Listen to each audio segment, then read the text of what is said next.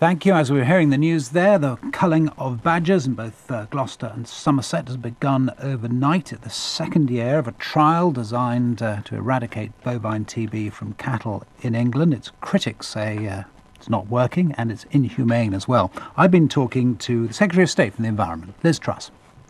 Well, so the culls have started this year and they've started in Gloucestershire and Somerset. And at what scale are they started? Well, exactly the same as last year. We're culling in the same areas. It's part of our comprehensive strategy to deal with bovine TB. So we're vaccinating in the edge areas and we're culling where the disease is rife, as well as improving cattle movement control.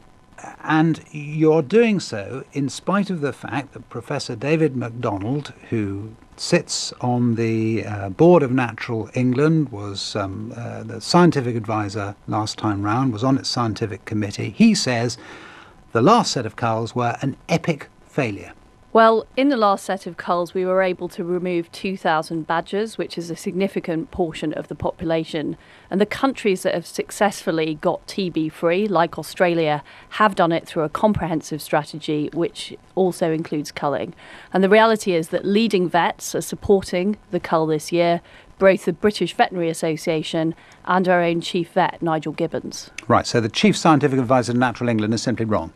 Well, what we know is that countries that have succeeded in dealing with bovine TB, so Australia, where it was eradicated in 1997, in Ireland, where there's been significant reductions, and in New Zealand, have all used culling as part of the strategy. The point, you mentioned the 2,000 badger figure. The point is the proportion, isn't it? And you did not manage to get to a proportion last time round where you could be certain that you'd managed significantly to attack bovine TB.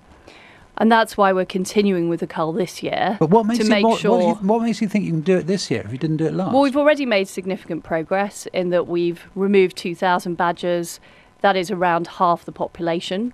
Yes, but if areas. you need to get the proportion up, and it's the proportion that matters, isn't it? Because if you do it really badly, you can actually increase bovine TB. Now, you're not really sure, are you, what the precise You're proportion absolutely was? right. You're absolutely right. It's always uncertain estimating a wildlife population, but what we are certain about is that we did succeed in removing 2,000 badgers this year.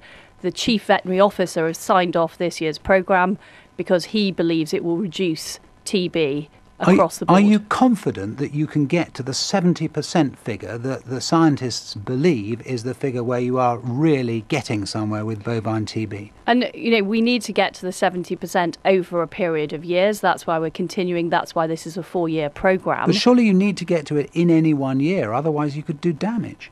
That's not what the Chief Veterinary Officer says. The Chief Veterinary Officer is very clear that this programme will help deal with bovine TB. It's a strategy that's been followed in other countries.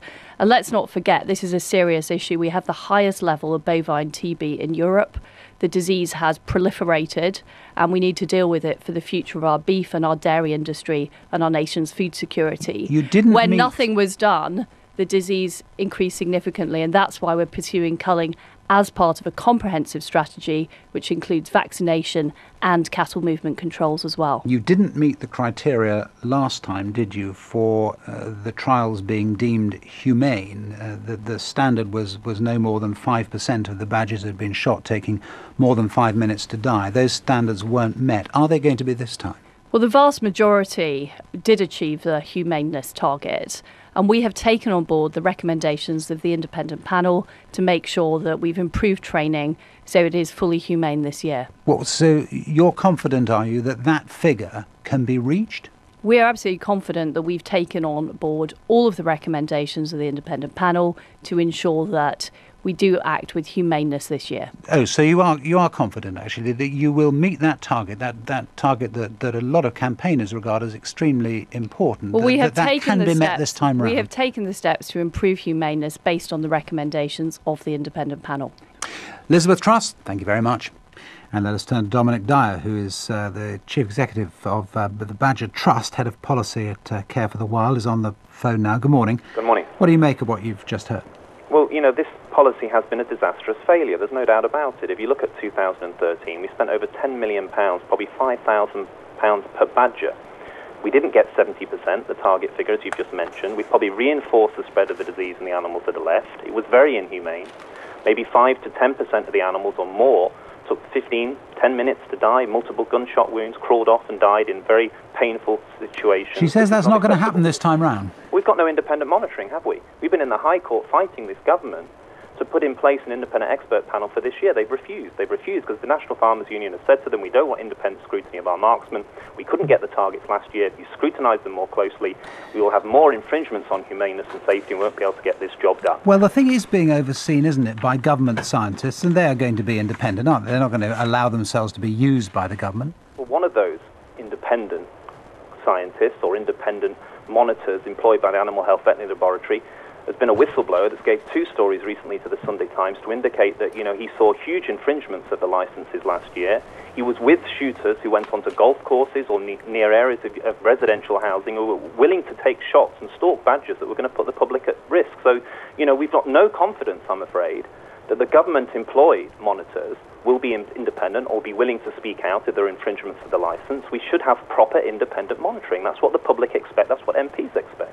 That figure of 2,000 that Liz Truss talked about, I mean, they did get rid of, and she estimated that it was roughly a 50%. It is, of course, the percentage that matters. She seemed to think that if you could get it up to 70% or closer to 70% this time, then they would be making progress. Yeah, but the one thing she said they've removed diseased badgers. They've never tested any of those badgers for TB. They incinerated all of them because they know if they go back to the randomised badger call the last Labour government spent £50 million on and killed 11,000 badgers. They only found 1.65% of those animals had late-stage TB, where they were at risk of passing the disease to other badgers or to cattle. Only around 6% of badgers pass this disease to cattle. The rest are all cattle-to-cattle based spread of the disease, and that's the real problem that the government are not getting to grips with. Dominic Dyer, thank you very much.